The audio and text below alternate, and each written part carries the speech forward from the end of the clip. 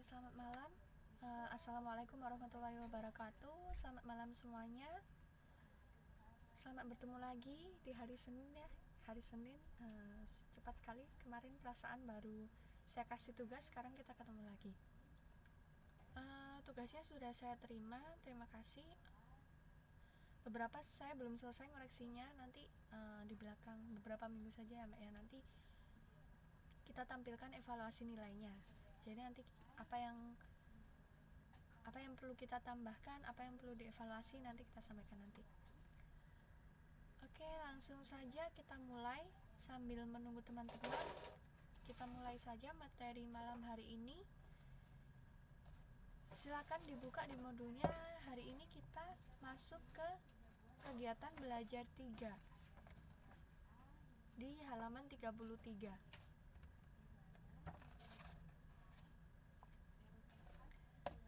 Seperti biasa, sebelum masuk di materi, kita berdoa dulu. Silakan berdoa menurut agama dan kepercayaan masing-masing, dimulai.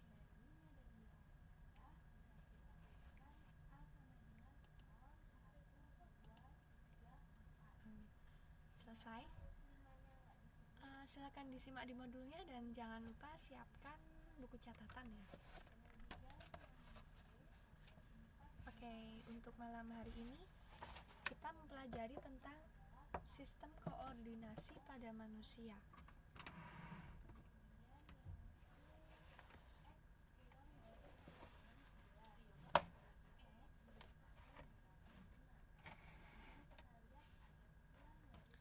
Sistem koordinasi pada manusia. Oke, kita ingatkan lagi moto kita.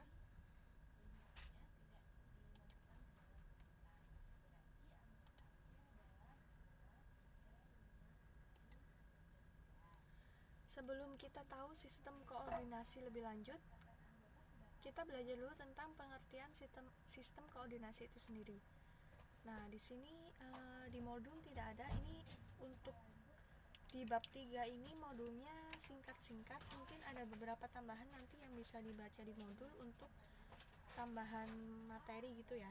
Tapi secara umum ini terlalu singkat, jadi saya tambah lebih banyak di slide kita. Ya, selamat bergabung Mbak Kalista, silakan langsung disimak, kita baru mulai.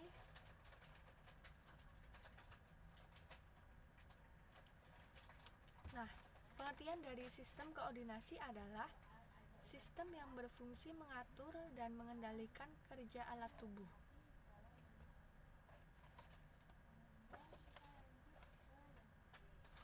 Selamat malam Mbak. Bisa dengar suara saya Mbak Kalista?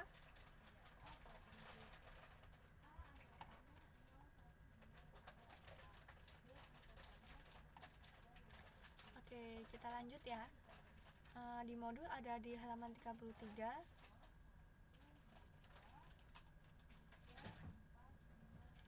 Oh,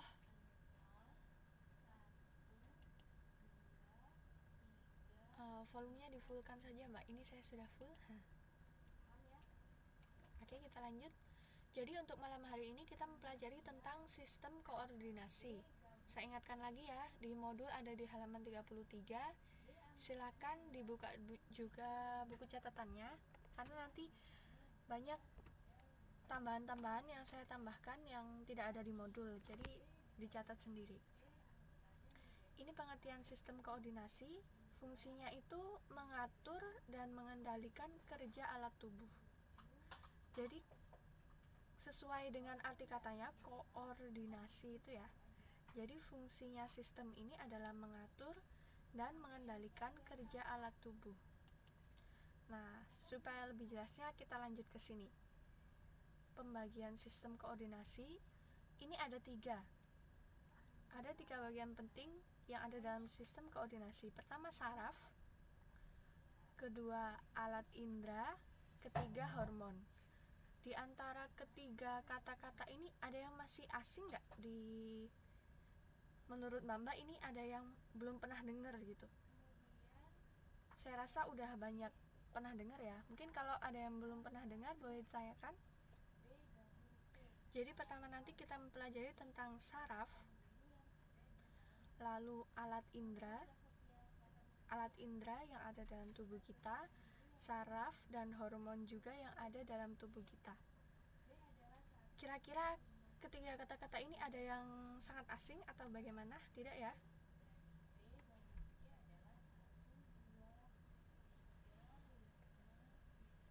Kalau tidak ada, saya lanjutkan di bagian pertama nanti. Kita membahas dulu tentang saraf, alat indera. Alat indera itu Mbak, gampangnya itu kayak mata, telinga, lidah. Nah benar sekali kata Mbak Siti. Mata itu salah satu alat indera. Kalau Mbak mungkin pernah dengar panca indera, pernah nggak? Iya benar sekali. Mbak Rara pernah dengar panca indera. Nah itu nanti kita pelajari di sini. Panca indera itu ada seperti mata, telinga. Nah itu adalah panca indera. Dan panca indera kita itu masuk ke dalam sistem koordinasi dalam tubuh manusia gitu. Nah pertama kita pelajari saraf dulu ya Mbak, supaya berurutan gitu. Jadi kita pelajari saraf dulu. Apa itu saraf? Nah di sini ada pengertiannya. Sistem saraf adalah sistem koordinasi. Kata lain, kata singkat dari koordinasi adalah pengaturan tubuh berupa penghantaran rangsangan ke susunan saraf pusat.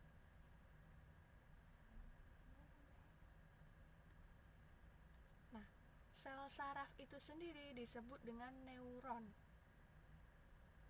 Nah, ini pengertiannya, silakan karena ini tidak ada dalam modul, boleh dicatat kalau dirasa perlu.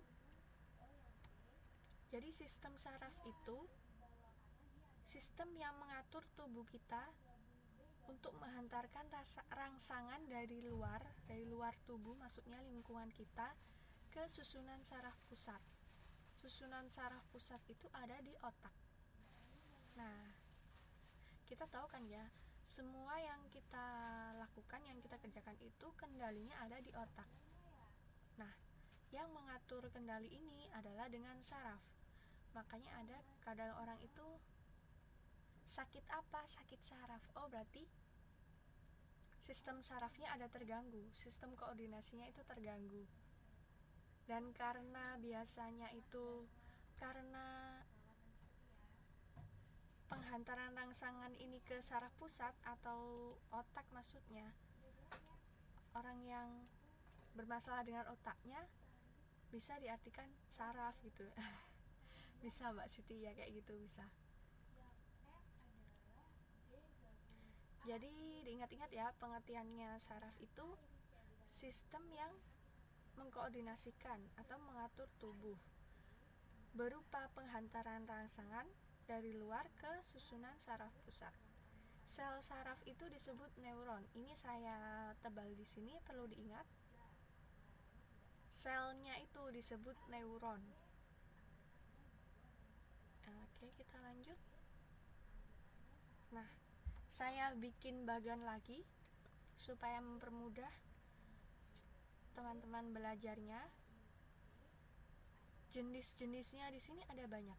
Jenis saraf. Yang pertama dijeniskan berdasarkan fungsi. Yang kedua berdasarkan lokasi. Kalau berdasarkan fungsi, ini ada 3 macam pembagian sistem saraf. Yang pertama adalah sensorik, kedua adalah motorik, dan yang ketiga penghubung atau konektor. Pengertiannya masing-masing ini kita bahas di slide selanjutnya. Nah, untuk yang pembagian berdasarkan lokasi, ini ada namanya sel saraf pusat dan saraf tepi. Oke ya. Jadi ini untuk mempermudah belajarnya saya bikinkan bagan. Jenisnya saraf ada 2. Pertama ini digolongkan berdasarkan fungsi, dan yang kedua berdasarkan lokasi. Untuk yang fungsi sendiri ada 3 macam. sensorik, motorik, dan penghubung. Untuk yang berdasarkan lokasi ada 2 saja, saraf pusat dan saraf tepi. Oke, sampai sini ada yang mau ditanyakan dulu? Ini jelas ya pembagiannya ya, sudah jelas sekali. Oke, sekarang kita bahas tentang pengertiannya masing-masing. Nah, tadi bahasan pertama adalah berdasarkan fungsi. Pertama adalah saraf sensorik. Sensorik itu apa? Artinya saraf yang berfungsi menerima rangsang yang datang kepada tubuh atau panca indera dan meneruskannya ke otak. Sebenarnya sensorik ini berasal dari kata sense. Sense itu Mbak. Jadi perasa. Gitu ya. Gampang cara mengingatnya gitu ya. Saraf yang berfungsi menerima rangsangan yang datang kepada tubuh atau panca indera dan meneruskannya ke otak. Kan ini fungsinya menerima rangsangan dari luar yang datang kepada tubuh. Tubuhnya di sini adalah panca indera kita dan meneruskannya ke otak. Jadi sensorik ini adalah yang merasakan, saraf yang merasakan apa yang kita sentuh, apa yang kita cium, apa yang kita dengar gitu ya. Oke, sampai sini jelas? Kalau ada yang mau ditanyakan langsung saja ya. Langsung tanya. Jadi saya lanjut dulu. Yang kedua, jenis yang kedua namanya saraf motorik. Saraf motorik itu artinya saraf yang berfungsi untuk membawa rangsangan dari pusat saraf, yakni otak dan sumsum tulang belakang menuju otot. Jadi setelah tadi si sensorik, perasa itu dia membawa rangsangan yang datang ke tubuh, meneruskannya ke otak. Sedangkan si motorik ini dari otak diteruskan lagi menuju otot. Otot ini maksudnya adalah otot tangan, otot, semua otot-otot yang ada dalam tubuh kita. Jadi nanti pengaruhnya gimana? Setelah kita dapat rangsangan dari sensorik ini, motoriknya ini memutuskan untuk bergerak gimana gitu ya. Nah, ini jadi bedanya di sini. Kalau sensorik itu dari luar yang datang ke tubuh diteruskan ke otak, dilanjutkan lagi oleh motorik membawa rangsangan dari pusat saraf atau otak tadi menuju ke otot. Kalau kita rasakan, sebenarnya saraf-saraf kita ini bekerjanya cepat banget gitu Mbak. Nah, iya benar sekali Mbak Siti. Iya, selamat malam Mbak, silakan langsung bergabung. Iya, nggak apa-apa Mbak, kita baru di slide ke-8 ini. Iya benar sekali kata Mbak Siti, salah satu contohnya kayak gitu.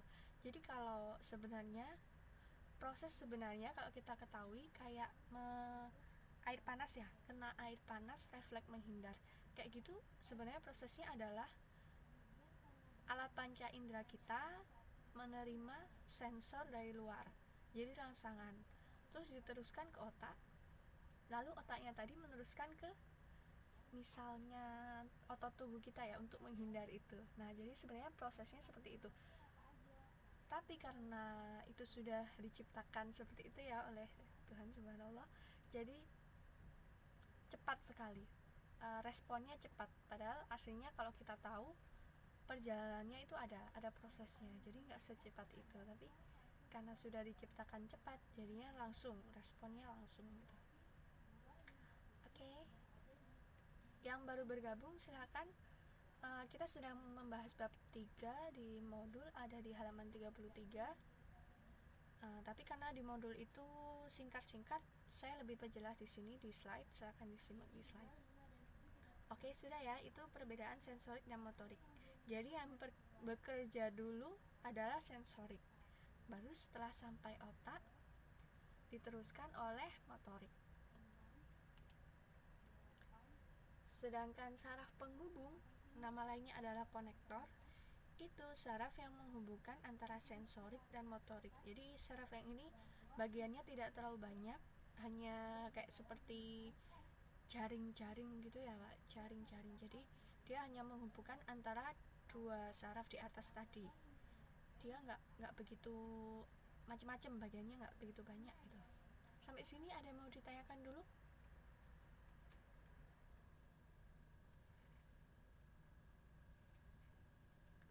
Saya lanjutkan ya kalau sudah jelas. Jangan lupa yang tidak ada di modul silakan dicatat. Oke, kita lanjut. Nah, saraf penghubung ini terdapat di otak dan sumsum tulang belakang. Oke, sip. Nah, ini dia gambar dari saraf-saraf yang sudah kita pelajari tadi. Jadi alurnya adalah seperti ini. Ini gambar secara singkat, nanti di slide selanjutnya ada penjelasan masing-masing. Ini namanya apa, ini namanya apa, ini namanya apa gitu ya Mbak. Ini kita tahu dulu prosesnya kayak gimana. Jadi di luar ini ada rangsangan. Nama ilmiahnya adalah reseptor. Dia diterima oleh saraf sensorik. Lalu jalan ke sini, diteruskan ke saraf pusat. Anggap aja yang kuning ini adalah otak kita. Kuning ini adalah otak kita. Dan ini yang saya bilang saraf penghubung, yang bagiannya kecil, tidak terlalu gede dan tidak terlalu rumit, itu namanya konektor saraf penghubung tadi, atau bisa disebut juga interneuron. Jadi ini cuma segini. Sret. Nah, lalu setelah dari otak ini diteruskan oleh saraf motorik. Sret ke sini. Jadi sebelah sini adalah saraf sensorik. Kemudian di sini otaknya, saraf pusat. Konektornya ada di sini. Dan ini yang bawah ini adalah saraf motorik. Nah, ini adalah bisa disebut nanti ini meneruskan ke otot kita. Jadi setelah mendapat rangsangan yang seperti itu, entah bentuknya apa, tanggapannya bagaimana? Ini nanti selanjutnya adalah tanggapan tubuh kita terhadap rangsangan yang kita dapat. Kayak gitu. Sudah bisa tergambar ya, sudah bisa dibayangkan ya kayak gimana prosesnya. Sudah jelas ya? Kalau sudah, saya lanjutkan.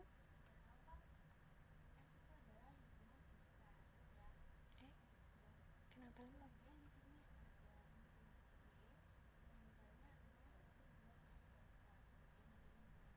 Maaf, ini slide-nya agak lama.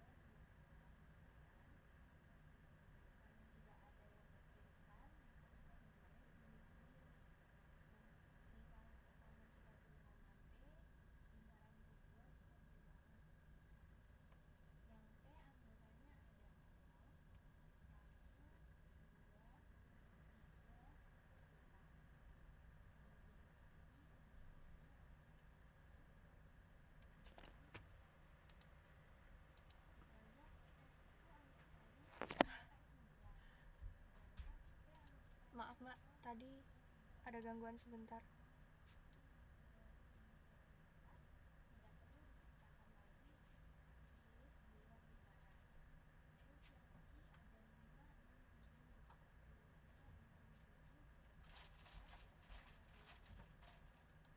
Oke, maaf ya, kabelannya tersenggol tadi. Sudah?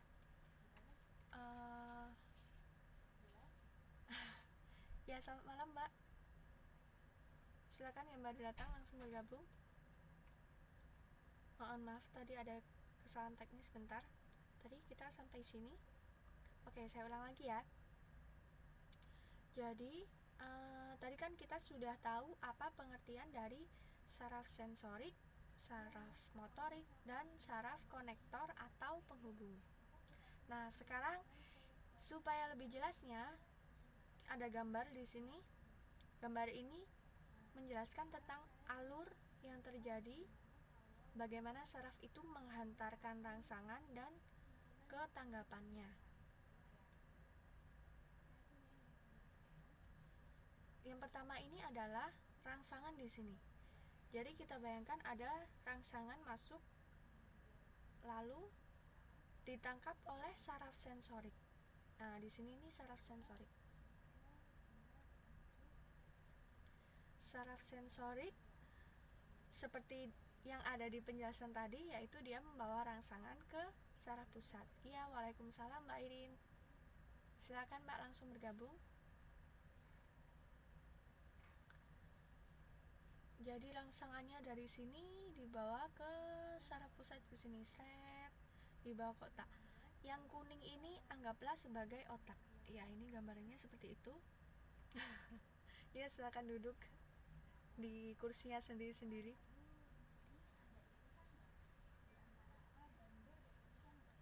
Lalu ketika sampai di otak, antara saraf sensorik dan saraf motorik ini dihubungkan oleh saraf penghubung. Ini ya. Ini ada keterangannya konektor atau interneuron. Ini maksudnya menghubungkan. Seperti yang saya bilang tadi ya. Untuk saraf penghubung ini bagiannya tidak banyak. Jadi dia kecil, sederhana dan singkat. Nah, bisa kita lihat cuma seperti ini. Ini saraf penghubung. Lalu ketika sudah sampai di otak untuk memberi tanggapan, saraf motorik yang mengantarkannya ke luar. Ini bisa disebut di sini otot-otot di tubuh kita. Jadi saraf motorik menghantarkan keluar untuk memberi tanggapan, gitu. Ya, silakan Mbak, langsung saja. Nah, dari gambar ini sudah jelas ya. Jadi alurnya adalah seperti ini. Dari rangsangan ditangkap oleh saraf sensorik, dibawa ke otak. Di otak ada saraf penghubung antara sensorik dan motorik. Lalu dari otak dikeluarkan ke luar untuk mendapatkan tanggapan. Oke, seperti itu ya. Sampai sini ada yang mau ditanyakan dulu? Yang telat langsung mengikuti saja ya Mbak ya. Oke, saya lanjut supaya lebih jelas lagi. Ini adalah contoh alur saraf. Contohnya kayak gini. Ini misalkan ada lilin. Nah, jari kita tersentuh. Iya benar. Saraf pusat itu sebenarnya ada dua. Otak dan sumsum belakang. Di sini tadi ada Mbak. Mana ya?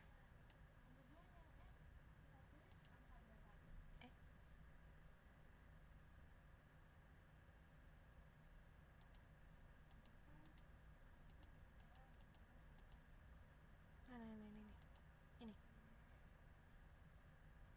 Jadi saraf pusat itu susunannya ada otak dan sumsum tulang belakang. Ini. Ya, ini ya Mbak, bisa dilihat lagi. Ayo saya lanjutkan. Ini tadi lagi. Ini misalkan salah satu jari kita menyentuh api lilin ini. Nah, api lilin ini merupakan rangsangan atau kata lainnya adalah impuls. Api ini merupakan rangsangan, dan ketika kulit kita, di mana kulit kita ini adalah salah satu dari panca indera, menyentuh api, rangsangan itu diteruskan oleh saraf sensorik ke sini. Nah, ini gambarnya terputus. Lalu diproses di sini. Ini saraf pusat. Anggap saja ini gambar otak. Jadi diproses di otak. Lalu ini adalah saraf penghubung. Nah, seperti yang saya bilang tadi, saraf penghubung itu kecil, bagiannya cuma segini. Oh ya, selamat malam Mbak Aisyah. Nggak apa-apa Mbak, langsung diikuti saja. Mungkin bisa menyimak slide-nya Mbak. Nah, setelah sampai di saraf pusat, lalu diteruskan oleh saraf motorik. Ini yang gambar biru ini adalah saraf motorik, yang gambar hijau tadi sensorik ya.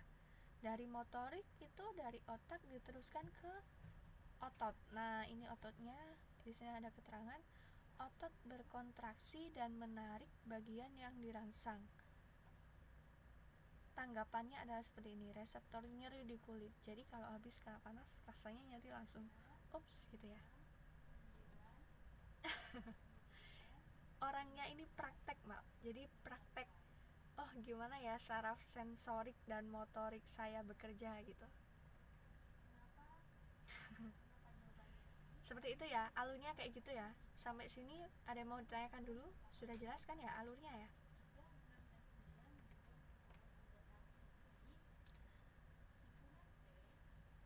Kalau sudah tidak ada yang ditanyakan, ya ini contoh alur saraf ini nanti boleh dipraktekkan di rumah. Asalkan menyentuh lilinnya jangan lama-lama ya Mbak. Nanti kalau kebakaran saya nggak mau tanggung jawab. Ya ini untuk praktek aja. Jangan lama-lama menyentuhnya Mbak, cuma srep gitu. Terus oh berarti kalau sudah bisa merespon, oh berarti otak saya bekerja. Tapi kalau misal pas Mbak menyentuh kok betah gitu ya, nggak mau, dia nggak nyeri dan ototnya nggak menarik bagian yang dirangsang kayak ini, oh berarti otaknya belum bekerja. Silakan dicoba di rumah. Kita mempelajarinya ilmu pengetahuan alam ya Mbak, bukan ilmu kebal. Itu gurunya beda lagi nanti. Oke? Iya bener sekali Mbak, itu sarafnya error namanya. Oke, jelas ya alurnya seperti itu. Kita lanjut.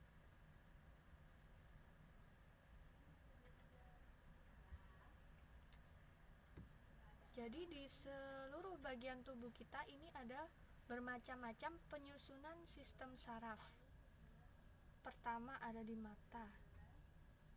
Untuk di daerah mata ada di otak bagian sini. Nah, jadi saraf pusatnya di sini. Semua organ-organ dalam tubuh kita ini kan terhubung dengan saraf. Nah, bagiannya bisa dilihat di sini. Kalau mata itu di sini. Saya tulis penjelasannya. Yang ini itu tadi kan ada dua saraf pusat itu, ada otak dan sumsum tulang belakang. Yang dimaksud sumsum tulang belakang itu ini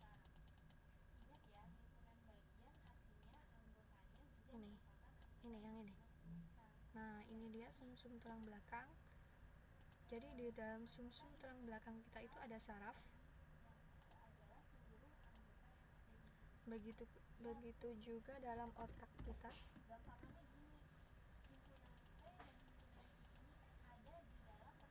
Nah, kayak gini. Jadi di dalam sumsum tulang belakang, kalau rangsangannya dari mata, rangsangan itu akan masuk ke sini, ke sini. Kalau rangsangannya dari ludah, masuknya ke sini. Ini semuanya terhubung satu-satu.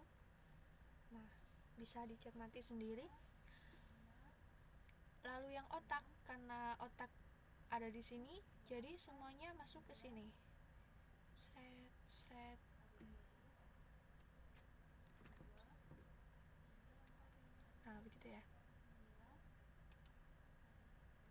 ada di modul. Saya kasih penjelasan lagi. Yang bagian ini adalah sumsum tulang belakang, lalu yang bagian ini adalah otak. Oke? Semua organ-organ dalam tubuh kita itu berhubungan dengan saraf, baik saraf yang ini ataupun saraf yang ini. Oke, kita lanjut ya. Nah, setelah tadi kita tahu alurnya, alur bagaimana rangsangan itu dibawa ke otak dan kemudian bagaimana otak memberi tanggapan ke otot-otot tubuh. Sekarang kita belajar tentang bagian-bagian dari sel saraf itu sendiri. Nah, benar sekali Mbak, bisa jadi yang ini tadi.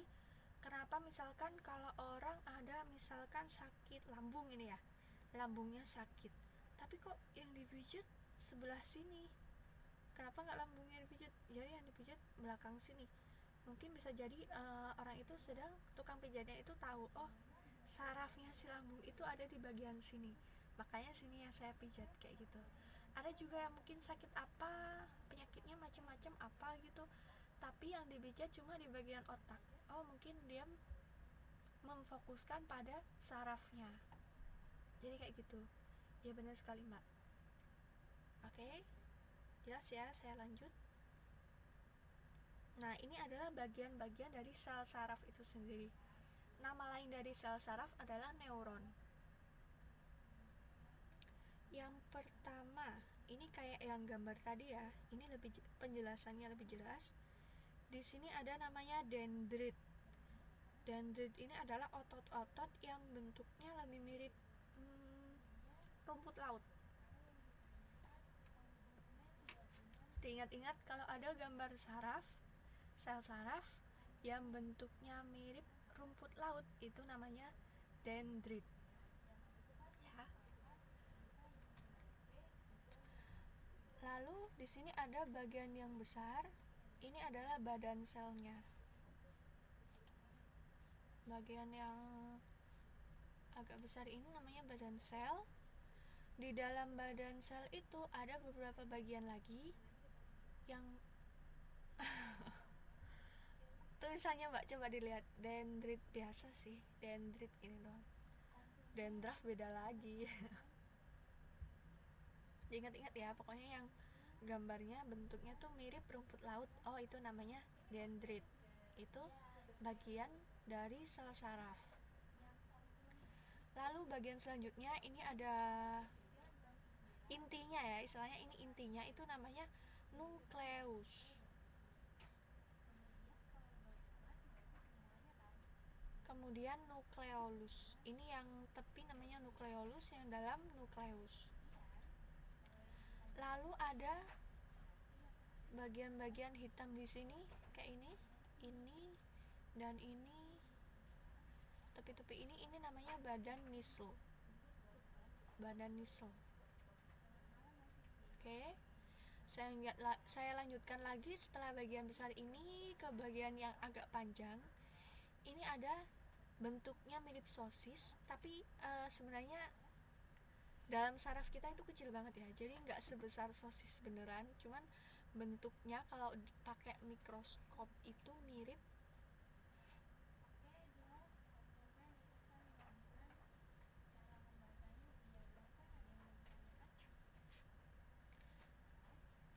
Jadi nukleolus itu cairan yang ada di dalam nukleus ini Mbak. Jadi mereka satu bagian, cuman di dalamnya ada cairan. Ya, bisa jadi seperti itu. Jadi dalamnya ada bagian lagi nukleolus. Yang bulatnya ini namanya nukleus gitu Mbak. Oke, mirip ya namanya. Yang perlu diingat ini saja, bagian ini pokoknya nukleus gitu. Nukleolus itu bagiannya lagi. Lalu kita lanjut setelah bagian yang besar. Saudaranya. Ya bisa jadi sih Pak. Mungkin kali ya, mungkin saudaranya. Bagian yang memanjang ini ada bentuk seperti sosis ini ya. Itu namanya adalah akson. Akson. Bagian-bagian ini namanya akson. Lalu dilanjut lagi ke sini, yang menyelubungi akson ini namanya selubung mielin. Jadi akson yang bentuknya seperti ini ya, kayak sosis ya kalau digambar. Lalu selubung luarnya dinamakan selubung mielin.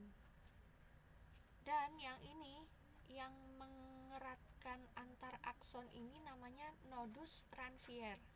Bagian yang ini. Sebenarnya adalah yang ini. Thread yang panjang ini, Mbak. Kayak talinya gitu dia. Itu namanya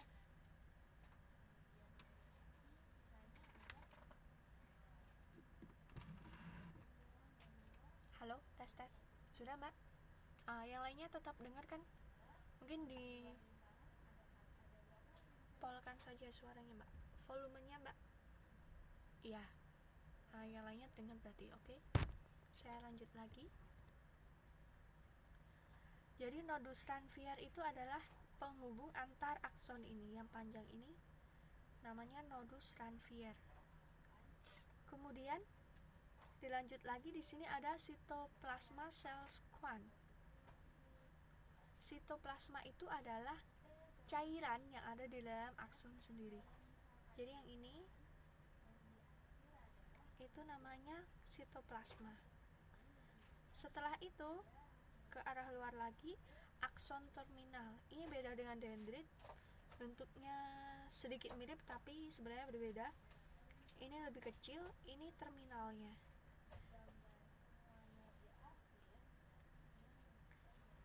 Nah, ini kalau diperpanjang lagi, ini merupakan sel konektor tadi. Jadi yang penghubung ya, penghubung antara sensorik dan motorik tadi. Ini gambarnya seperti ini. Untuk saraf sensorik dan saraf motorik sendiri, bagian-bagiannya sama. Jadi ada dendrit, ada akson, ada nukleus, ada nodus Ranvier, sama. Cuman karena tadi adalah pembagian berdasarkan fungsi, jadi mereka adalah bedanya di fungsinya. Kalau sensorik dari mana ke mana, kalau motorik dari mana ke mana gitu ya. Ada loh, Mbak, ada. Keren kan ya? Oke, sampai sini ada yang mau ditanyakan dulu? Jelas ya gambarnya ini. Ada yang bulat ini nukleus, di dalamnya terdapat nukleolus. Lalu yang hitam-hitam ini badan nisel. Secara keseluruhan ini badan sel. Lalu yang mirip rumput laut ini namanya dendrit. Kemudian dilanjut lagi akson yang diselubungi oleh selubung mielin, terhubung oleh nodus Ranvier. Ya, terang aja, Mbak, ini yang penting kita tahu, oh bagian ini itu namanya ini, bagian ini namanya ini. Nanti untuk prakteknya ya, untuk prakteknya kayak tadi kan gampang sekali ya. Nah, ini nggak perlu dihafal, cukup diketahui aja, diingat-ingat saja ya, gampang kok ini mengingatnya. Oke, saya lanjutkan.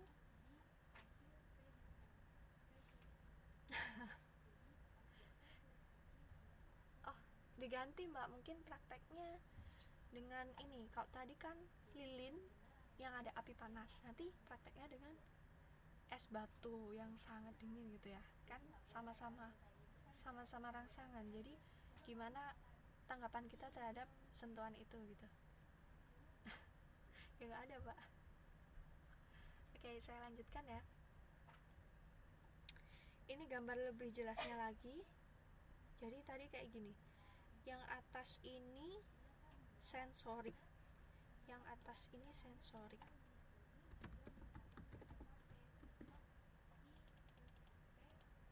Lalu yang bawah ini udah ada tulisannya, ini motorik.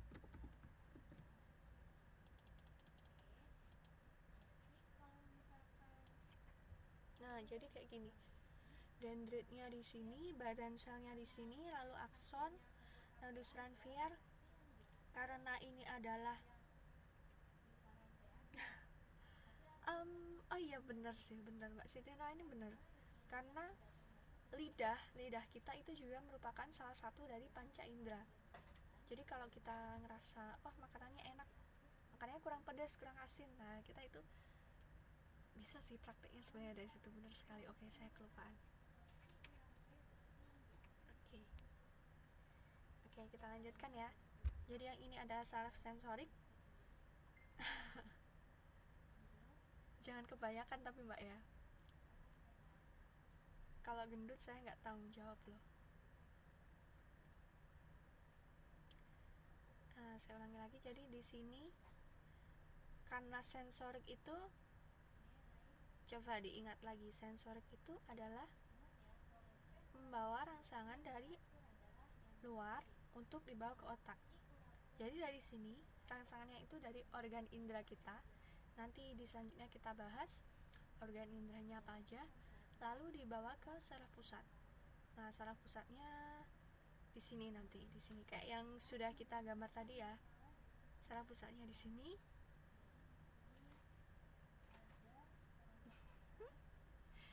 Lalu setelah dari saraf pusat diteruskan oleh si saraf motorik ke otot rangka. Ini otot rangkanya seperti ini. Nah, jadi kayak gitu alurnya begini. Dari sini srep, lalu ke saraf pusat sini, lalu diteruskan ke otot rangka. Tapi prosesnya ini cepat sekali ya, seperti kita tahu ya. Prosesnya cepat banget. Oke, saya lanjutkan ya.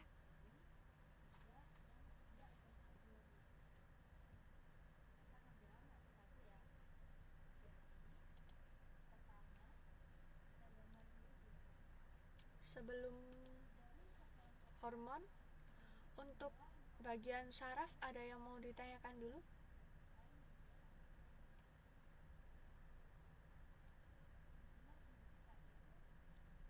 Saya kira sudah cukup jelas ya. Saya lanjutkan.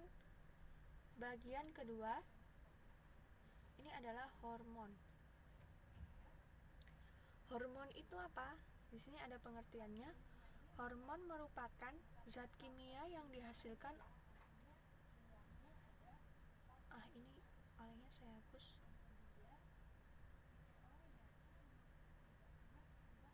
Ini ya saya hapus ya.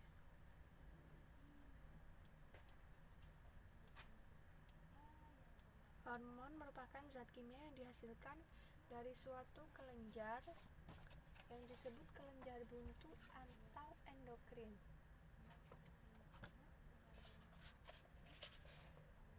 Kelenjar buntu itu sendiri apa? Yaitu kelenjar yang tidak memiliki saluran, karena hormon yang dihasilkan langsung dialirkan ke darah. Jadi hormon itu dihasilkan dalam jumlah sedikit, tapi pengaruhnya besar bagi manusia. Itu pengertiannya hormon ya. Hormon itu zat kimia, intinya adalah zat kimia dihasilkan oleh kelenjar buntu atau kelenjar endokrin. Nah, intinya ada di sini. Zat kimia yang dihasilkan oleh kelenjar endokrin. Nah, yang penting hormon itu dihasilkannya sedikit, tapi pengaruhnya besar. Nah, kita lanjut lagi supaya lebih jelas. Nah, di sini ada gambar. Hormon pada manusia dan letaknya. Jadi dalam tubuh kita itu ada bermacam-macam hormon. Ada 1, 2, 3, 4, 5, 6, 7, 8, 9, 10, 11, 12 ternyata. Enggak, ini cuma gambar kok Mbak, untuk menjelaskan ya. Di modul juga ada seperti itu gambarnya. Ini lebih jelas lagi. Jadi di bagian atas, tepatnya ini di sebelah belakang otak kita atau sebelah samping kepala, itu ada hormon hipotalamus, pituitari, dan pineal. Ini tidak perlu pengertian lebih lanjut, yang penting kita tahu, oh, hormon itu ada di sini dan jenisnya ini. Begitu. Lalu ada hormon tiroid, ini ada di tenggorokan ya. Dan paratiroid. Ini posisinya sama, namun yang paratiroid ini lebih kecil. Lalu ada timus, hormon adrenal, kidney, ini bahasanya adalah ginjal, dari hormon ginjal, lalu hormon pankreas. Kalau dia wanita, dia punya hormon ovari dan uterus. Ini berhubungan dengan yang kita pelajari minggu lalu. Ayo, apa? Siapa yang masih ingat pelajaran minggu lalu? Silakan. Iya, benar sekali Mbak Nuri. Jadi hormon adrenalin itu hormon yang dihasilkan oleh adrenal ini. Nah, untuk yang hormon ovari dan uterus ini kita sudah pelajari minggu kemarin. Siapa yang masih ingat? Ini bagian apa? Sistem apa?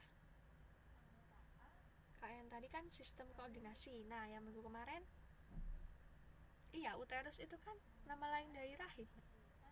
Nah, lupa ya, itu kan minggu kemarin. Iya benar, uterus itu nama lainnya dari rahim. Jadi hormon ovari dan uterus ini adanya di sistem reproduksi. Ya benar sekali Mbak Nisa, sistem reproduksi. Iya benar, ovari tempat pembuahannya, uterus rahimnya.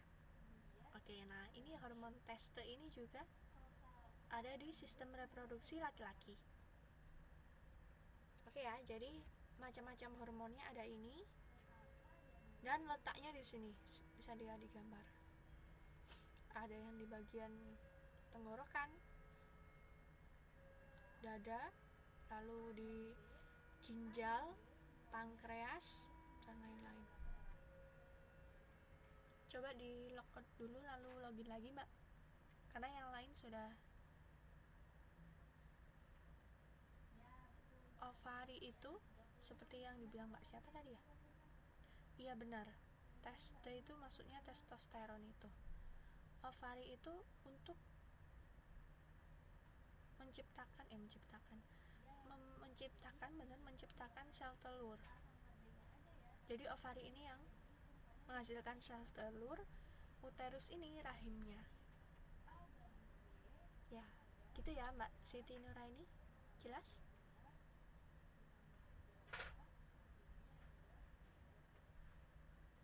Iya, maksudnya Mbak Siti itu ini. Di sini kan ada gambarnya tes, atau boleh disebut testosteron. Ini adanya di sistem reproduksi laki-laki.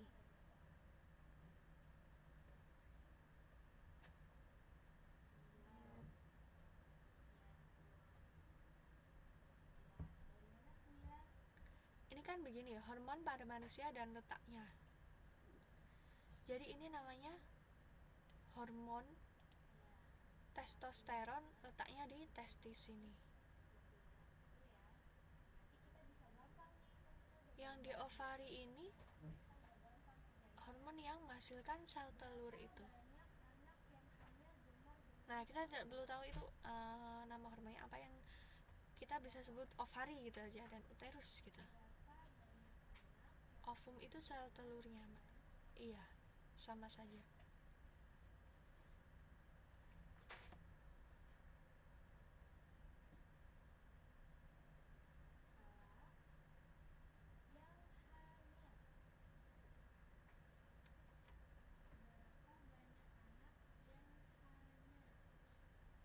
Nah, jadi ini ya,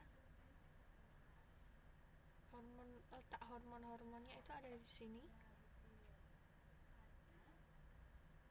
Hipotalamus pituitari pineal itu ada di atas, lalu tiroid, paratiroid, dan timus di daerah sini. Kemudian adrenal, kidney, pankreas di daerah sini.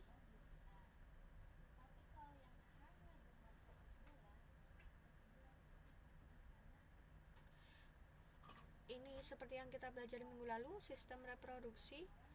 Ada ovari dan uterus yang menghasilkan hormon untuk reproduksi perempuan, dan testis yang menghasilkan hormon testosteron.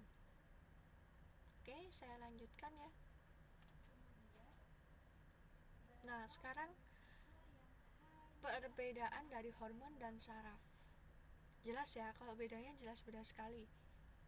Yang pertama bedanya adalah kalau hormon, sinyal yang dibawa itu berupa zat kimia. Tapi kalau saraf, yang dibawa berupa rangsangan otak. Nah, jadi satunya zat kimia, satunya adalah dalam bentuk rangsangan gitu ya. Lalu kalau hormon itu penyampaian rangsangnya lambat, tapi kalau saraf penyampaian rangsangnya cepat. Ya benar kan? Kita sudah buktikan tadi ya. Ada contohnya menyentuh api, itu rangsangnya cepat, dia langsung refleks, oh geraknya menghindar gitu. Tapi kalau hormon itu rangsangnya lambat. Misalkan ya kayak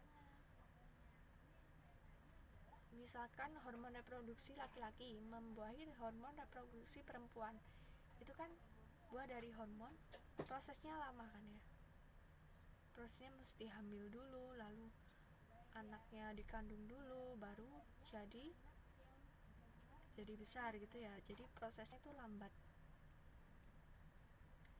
Lalu hormon itu berpengaruh pada seluruh tubuh, sedangkan saraf berpengaruh pada bagian tubuh tertentu saja. Kayak tadi misalkan menyentuh api, itu kan yang menerima tanggapan cuma tangan kita yang menyentuh, jadi nggak semuanya. Tapi kalau hormon itu bisa berpengaruh ke seluruh tubuh. Kalau ada satu bagian saja yang hormonnya kurang, bisa mempengaruhi yang lain. Jadi ada sakit kurang hormon ini, sakit kurang hormon ini gitu ya. Nanti bisa dibaca lagi di modulnya, di situ ada beberapa penyakit. Karena ini saya tambahkan banyak, jadi saya tidak bahas di sini. Kalau pengen tahu lebih lanjut, modulnya bisa dibaca lagi. Oke, saya lanjutkan.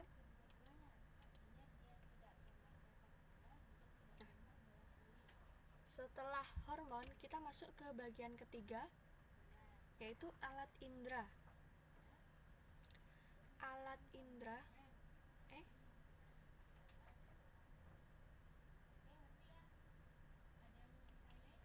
ini pengertian alat inderanya tidak perlu saya tulis, maaf ini salah ketik, jadi ini tidak usah. Ini masih pengertian hormon. Alat indera itu kita tidak perlu pengertiannya, langsung alat indera itu ada 5. Makanya di sini disebut panca indera. Panca itu artinya 5 kan ya, Mbak? Panca indera.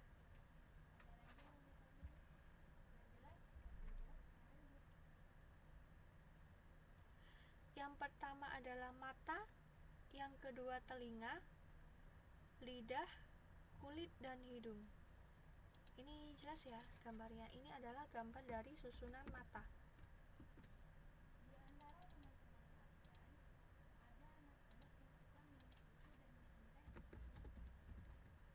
Ini adalah gambar dari telinga. Lalu yang ini lidah, seperti yang disebutkan Mbak Siti Nuraini tadi ya. Kita bisa mempraktekkan susunan saraf kita dengan makan, karena lidah adalah salah satu dari indera. Jadi dia bisa menerima rangsangan dan meneruskannya ke otak. Oke, bagus sekali. Lalu yang ini kulit.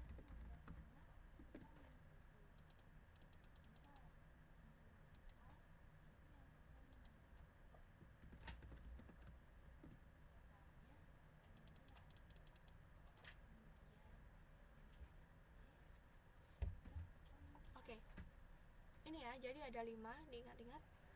Mata, telinga, lidah, kulit, dan hidung. Ini adalah panca indera kita. Nah, lebih lanjutnya kita bahas satu-satu bagian-bagian dari mata. Yang pertama, dari paling luar ya, yang pertama ini ada otot mata. Ini ada di sini, terlihat di sini. Ini yang fungsinya menggerak-gerakkan nih. Karena ada otot mata, kita bisa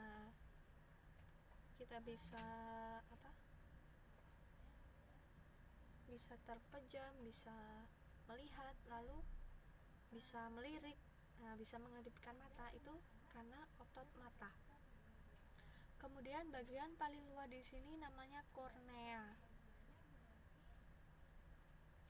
Ini mata kita kalau diambil bolanya saja itu penampakannya seperti ini ya, Mbak. Jadi yang paling luar ini namanya kornea.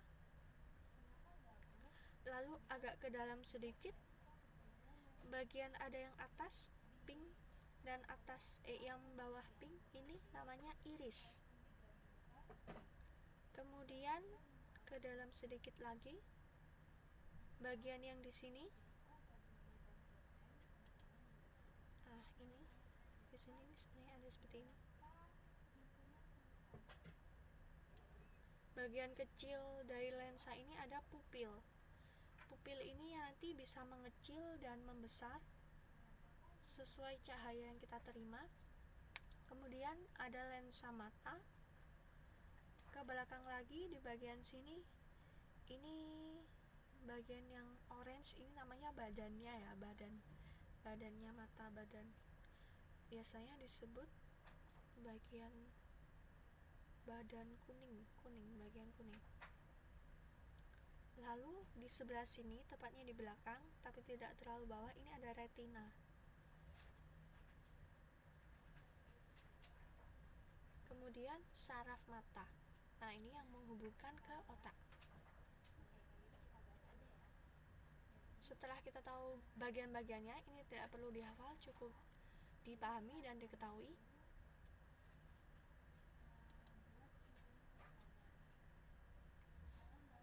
Bagian luar mata, tadi yang bagian dalam, bagian luar gampang sekali. Ini ada alis, kelopak, dan kelenjar air mata. Alis ini berfungsi menahan keringat dari dahi agar tidak masuk ke mata.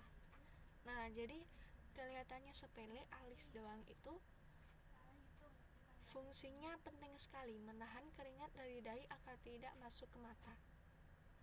Gitu ya. Lalu yang kelopak, ada kelopak mata atas dan kelopak mata bawah. Fungsinya itu melindungi mata dari sinar matahari dan dari debu. Coba kalau tidak ada kelopaknya, mungkin ya mata kita cuma bolanya saja itu. Jadi tidak bisa terpejam, tidak bisa melirik, dan lain-lain gitu ya. Lalu yang ketiga ini ada kelenjar air mata. Menghasilkan air mata yang berfungsi untuk membasahi bola mata, membersihkan mata dari debu atau benda asing. Nah, jadi ketiga bagian ini adalah pada intinya melindungi dan menjaga mata kita. Kalau ada salah satu saja yang nggak ada, wah bahaya sekali. Nah, jadi kayak gitu ya. Saya lanjutkan.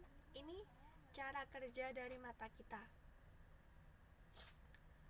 Yang pertama, ketika ada sinar, kayak yang tadi ya, prosesnya mirip dengan cara kerja sel saraf tadi. Jadi ada dari luar, lalu masuk ke panca indera, lalu diteruskan ke otak.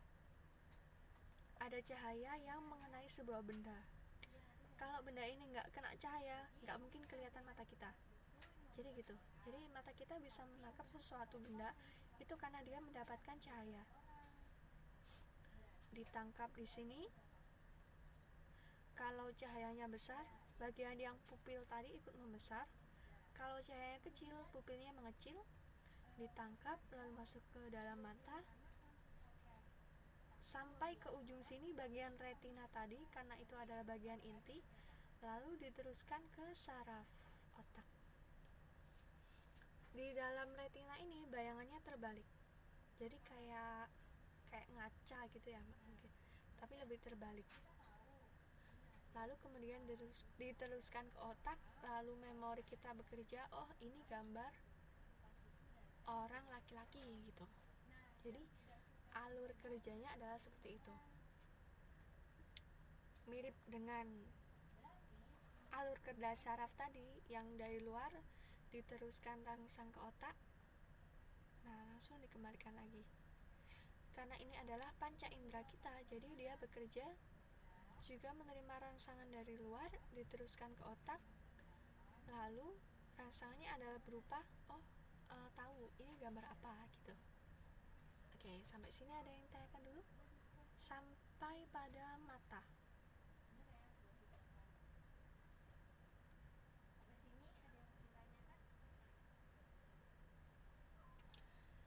Kalau tidak ada, saya lanjutkan.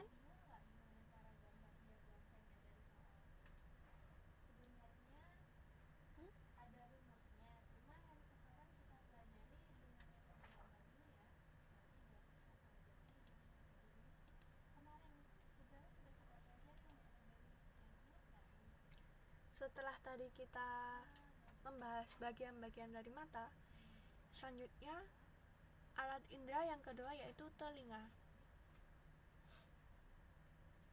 Ini bagian-bagiannya cukup diingat-ingat saja, dipahami dan diingat-ingat. Pertama adalah daun telinga. Jadi yang ini yang bisa kita sentuh, ini yang bisa kita pasangi anting, ini namanya daun telinga. Lalu agak ke dalam, ini ada lubang telinga. Nah yang ini ya, yang biasanya ada bersarangnya beberapa kotoran itu di lubang telinga ini. Kalau tidak rajin dibersihkan ya mungkin kotor ya. Lalu ke dalam lagi di sini ada gendang telinga. Bentuknya memang mirip gendang, namanya gendang telinga. Lalu yang ini adalah tulang telinga di sebelah sini. Kemudian saluran eustachius. Saluran ini terhubung dengan hidung. Jadi kenapa kalau kita misal pilek atau ada air masuk ke telinga itu biasanya rasanya sampai ke hidung, karena telinga dan hidung itu ada saluran ini, saluran eustachius. Kemudian lebih dalam lagi ada rumah siput. Ini bentuknya karena memang mirip rumah siput.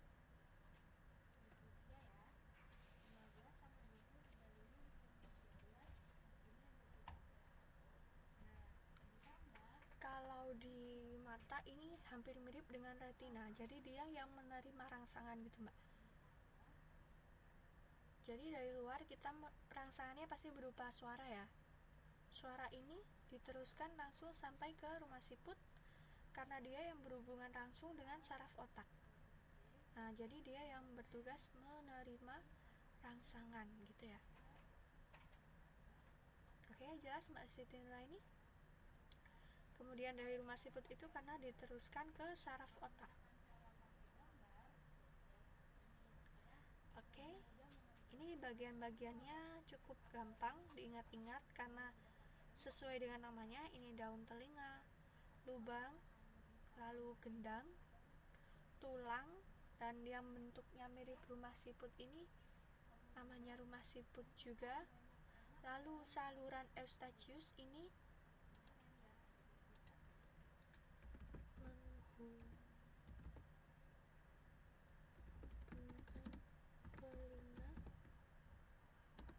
dan hidung.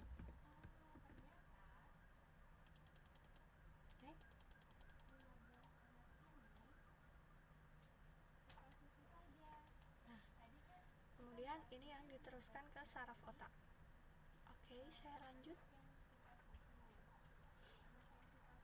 Tadi kita sudah tahu bagian-bagiannya. Di sini kita mempelajari cara kerjanya. Pertama adalah suara. Suara itu masuk bersama udara, masuknya melalui udara, masuk ke telinga kita.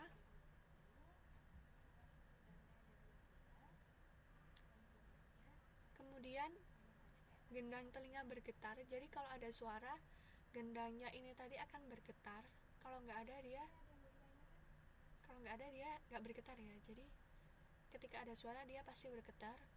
Kemudian diteruskan oleh tulang-tulang pendengar ke ujung syaraf sampai ke ujung syaraf, yaitu rumah siput yang menerima ini tadi, lalu diteruskan ke saraf, disampaikan ke otak agar diolah sehingga kita dapat mendengar. Kemudian sampai ke otak, ketika di otak sudah diproses, lalu kembali lagi melalui saraf motorik tadi dan kita tahu, oh kita mendengar ini, kita mendengar ini. Prosesnya ini cepat sekali, tapi secara detail adalah seperti ini. Suara masuk ke telinga, kemudian gendangnya bergetar, kemudian disampaikan ke ujung syaraf, masuk ke otak, dan kita baru bisa menyimpulkan, istilahnya menyimpulkan, oh kita mendengar ini, kita mendengar itu gitu. Oke ya, gampang ya.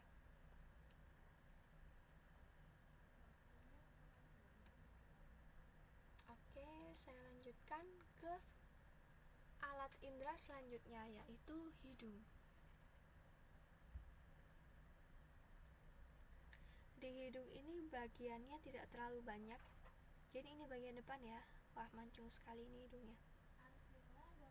Ini hidung. Di sini ada tulang hidung. Bisa kita kalau kita sentuh bisa kerasa. Yang keras ini namanya tulang hidung. Lalu di sini ada serabut saraf pembau. Ini yang bentuknya seperti serabut.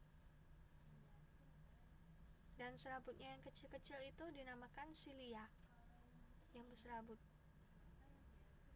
Kemudian lebih dalam lagi ini ada serabut ke saraf otak. Jadi yang kuning ini namanya serabut saraf pembau ya. Lalu di dalam hidung ini ada lendir. Ini pasti ya, untuk menjaga kelembapan hidung dia pasti ada lendir di sini. Gampang sekali ya bagian-bagiannya. Ada tulang, kemudian serabut saraf pembau yang selanjutnya dilanjutkan ke otak, dan ada silia, cabang-cabang dari serabut ini namanya silia. Kemudian ada lendir.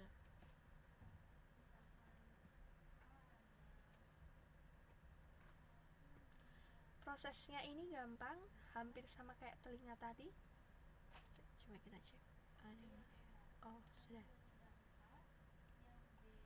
Jadi ketika ada bau yang masuk ke dalam hidung, serabut ini bergetar juga seperti yang gendang tadi ya. Lalu menerima rangsangan meneruskan ke serabut saraf otak untuk dibawa ke otak. Nah, kemudian dari situ setelah dibawa ke otak kita tahu, oh baunya seperti ini, oh ini baunya rendang, oh ini baunya pecel gitu. Makanan terus saya tadi nih. Oke, sampai sini jelas? Saya lanjutkan.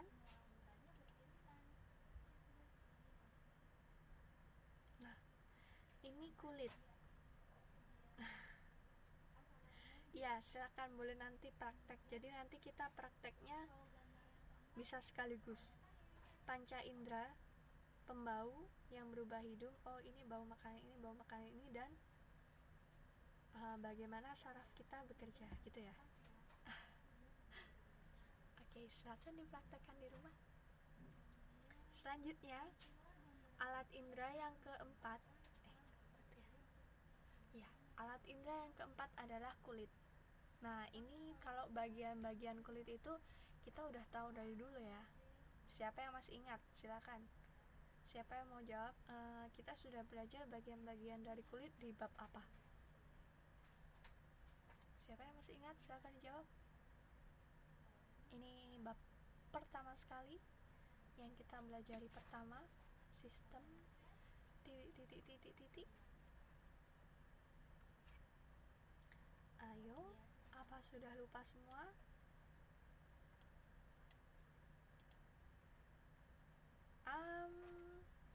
Kurang tepat, Pak. Yang pertama dulu loh. Aduh, pada lupa ternyata.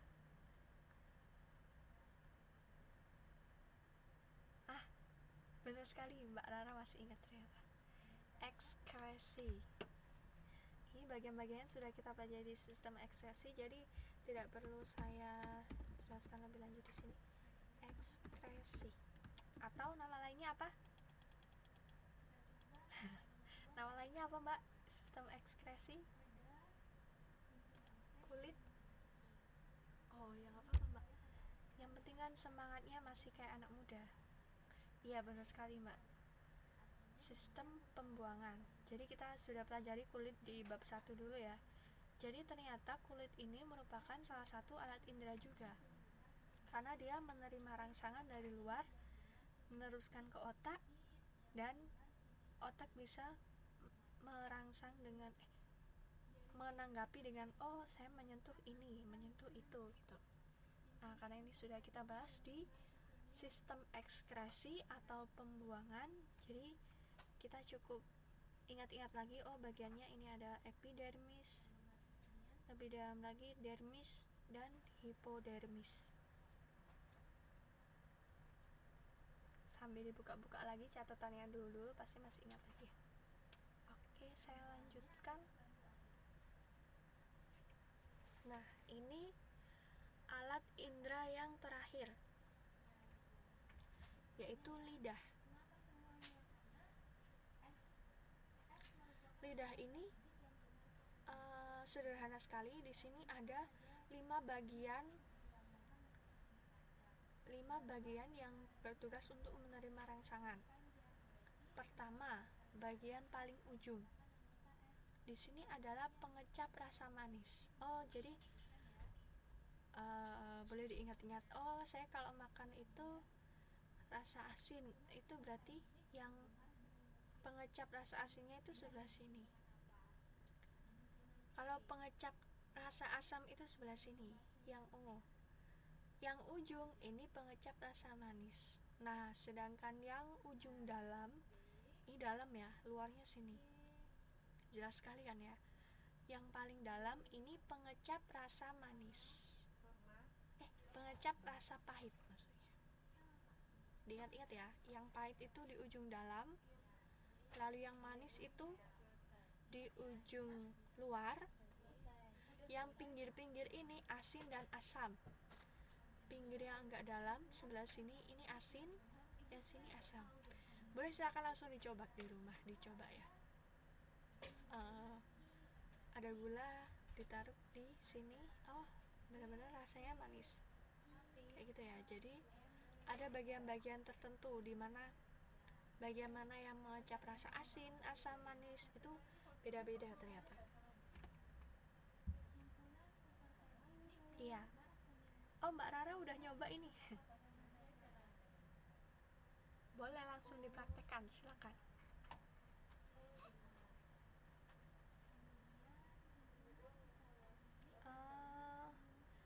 Ini sudah sampai pada alat indera yang terakhir. Nah, kita rupanya sudah selesai.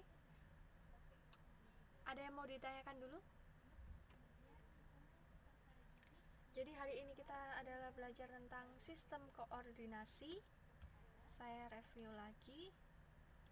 Sistem koordinasi itu sendiri ada 3 bagian: saraf, alat indera, dan hormon.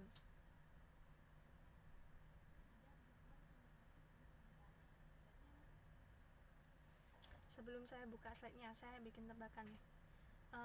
Saraf ini berdasarkan fungsinya ada berapa macam? Silakan yang bisa menjawab. Iya, benar sekali Mbak Siti. Ada 3. Yang pertama saraf apa? Sensorik, motorik, dan penghubung.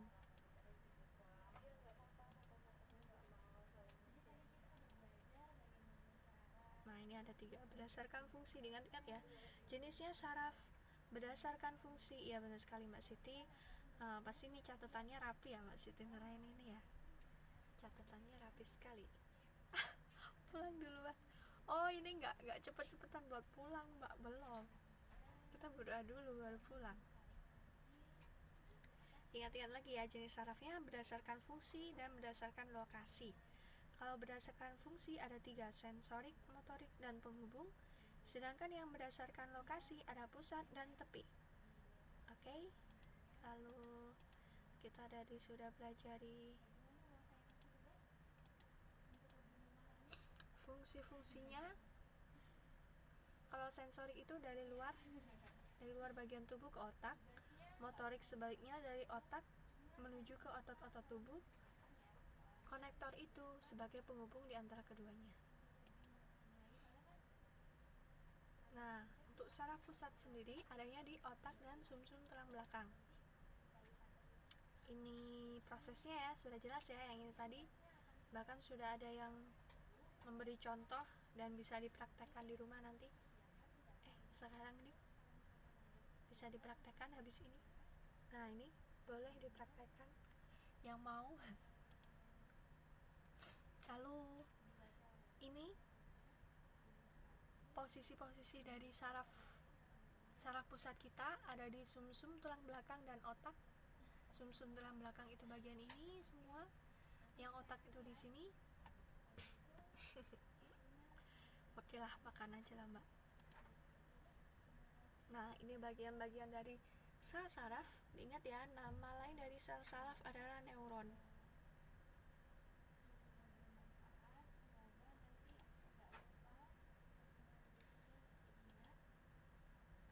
Nah, kemudian hormon, di mana adalah zat kimia, dan ini adalah letak-letak dari hormon manusia. Ada banyak sekali di bagian atas, bagian tengah sini, bagian ginjal, dan di alat reproduksi. Perbedaan antara hormon dan saraf, jelas sekali bedanya. Yang hormon ada lambat, yang saraf cepat, dan lain sebagainya.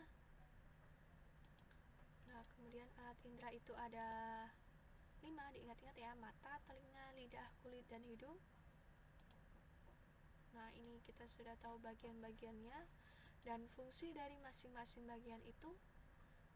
Lalu cara kerjanya, bagian-bagian telinga, ini gampang sekali mengingatnya. Yang ini daun, yang ini lubang, ini gendang. Kemudian rumah siput dan saraf ke otak.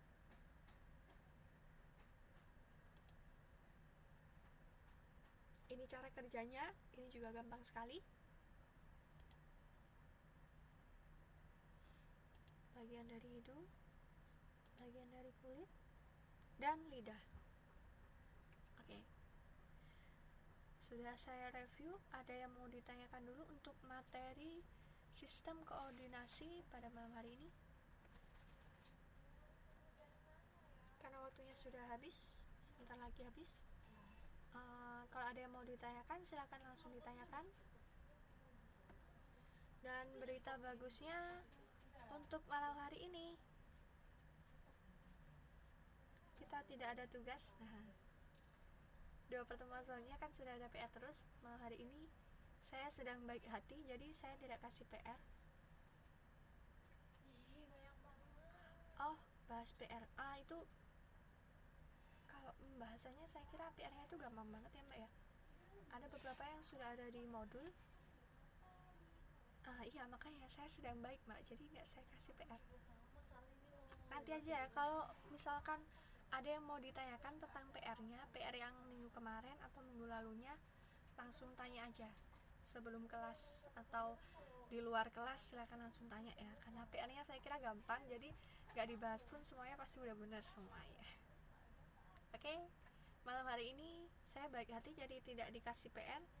Kalau ada yang mau ditanyakan dulu sebelum diakhiri, silakan.